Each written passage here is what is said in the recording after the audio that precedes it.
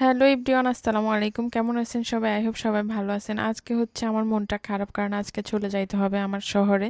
আমার বাবার বাড়ি থেকে আজকে চলে যাব। আজকে ভোটের আগের দিন, 11 তারিখ। যদিও আমাদের প্ল্যান ছিল না যাওয়ার, কিন্তু আমরা ইমার্জেন্সি চলে যাইতে হচ্ছে। এই তো সকালের নাস্তা শেষ করছি আমরা দুজন করে, তারপরে হচ্ছে রওনা দিই আমি আমার হাজবেন্ড সহ।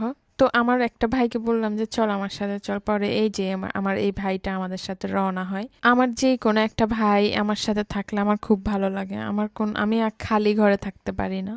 যেহেতু আমি আমার শাশুড়ির সাথে থাকি না, তো আমি আলাদা যেহেতু থাকি, তো আমি আমার ভাইগুলাকে সাথে নিয়েই থাকি। হয়তো ছোটটা থাকে, নয়তো মেজোটা থাকে, এরকম করে রাখি আমি। বলতে পারেন ওদের কি কোনো কাজ নাই? অবশ্যই আছে, তারপরও মাঝে মাঝে আমার কাছে বেড়াইতে আসে।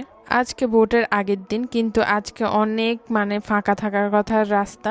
আমি যতটুক গেছি পুরা ঢাকা টু চিটং হাইওয়ে রোডে সব ট্রাক আর ট্রাক, কি বলবো, আর প্রাইভেট কারের অভাব নাই।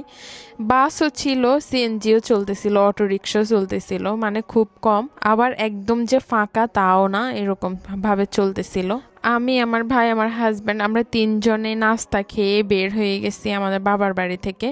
আমরা পথে আসার পর এত খিদা লাগছে, তারপরে হচ্ছে এই তো আমি অক্সিজেনে পৌঁছায় যাই। 7 ডেজ থেকে আমরা বিরিয়ানি, তেহেরি এগুলা নিয়ে নেই, শর্মা, তারপরে হোল চিকেন গ্রিল এগুলা নিয়ে নেই। তারপরে হচ্ছে বাসায় চলে আসি একদম। বাসায় এসে তাড়াহুড়া করে আমরা তিনজনে, আমি দেখেন টেবিলটা গুছায়ও না, এইভাবেই খাইতে বসে গেছি। আমাদের এত খিদা লাগছে যে টেবিলের উপর থেকে অ্যাক্সেসরিজগুলো সরাইতে পারি নাই, ভিডিওতে সরাইছি দেখছেন। খাওয়া দাওয়া শেষ করে রেস্ট নিয়ে তারপরে বের হয়ে যায় আবার বাজারের উদ্দেশ্যে। বাজার করতে হবে আমার ঘরের। তারপরে ভাবছি যে খুলশি মার্টে যাব, কিন্তু খুলশি মার্ট যে আজকে বন্ধ।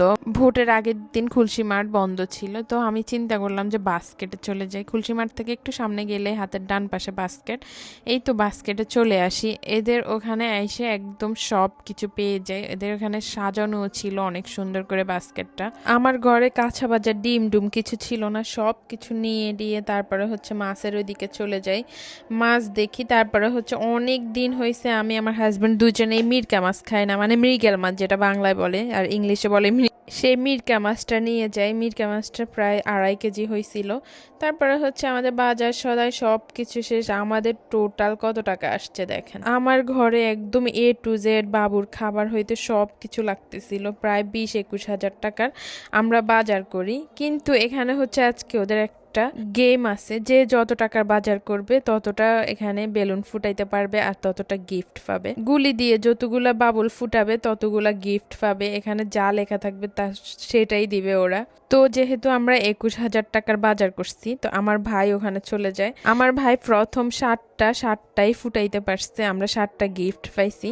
তারপরে হচ্ছে এভাবে করে লাস্টের 4টা আমার হাজব্যান্ড ফুটায়। আমার হাজব্যান্ড যেগুলা ফুটায় ও 3টাই মিস করে আর একটা গিফট পায়। এভাবে করে অনেকগুলা গিফট আমাদের হয়ে যায়। এখানে সাবান, নুডলস, এখানে ওই যে ছেলেটার আশেপাশে যায় কুশফদের যা দেখা যায় সবগুলা ওরা এই গেমে দেয়।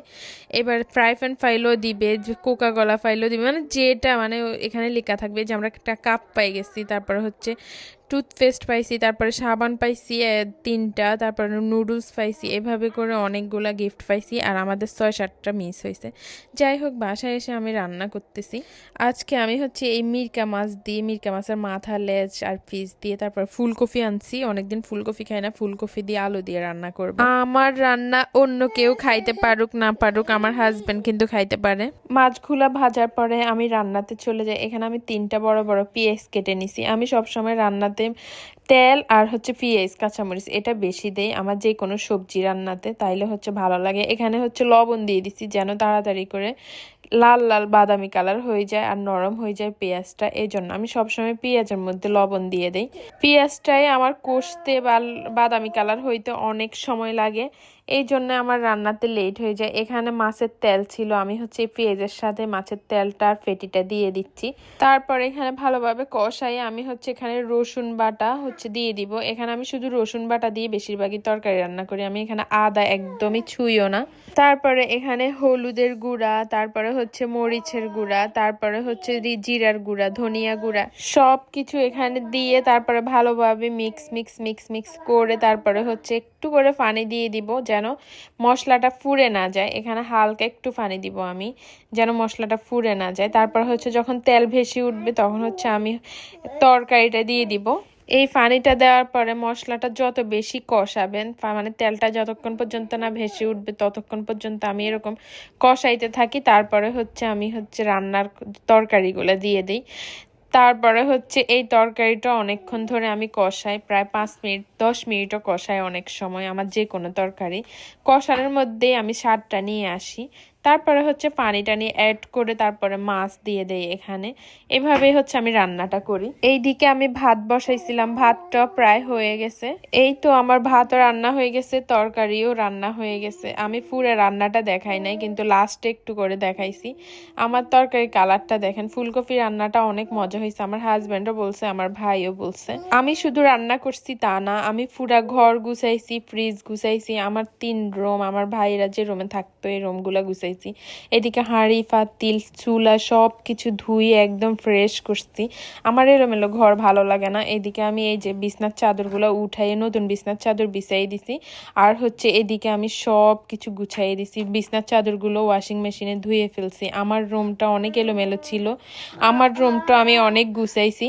আমার রুমের বিছনার চাদর উঠাই এটা নতুন করে বিছাই দিছি। আর আমার ড্রেসগুলো বের করে রাখছি, একটু পরে গোসল করবো। এই তো গোসল টোসল শেষ করে আমি এখন হচ্ছে খাওয়া দাওয়া করব। ফ্রেশ হয়েছি, আমার ছেলেটাকেও ফ্রেশ করাইছি।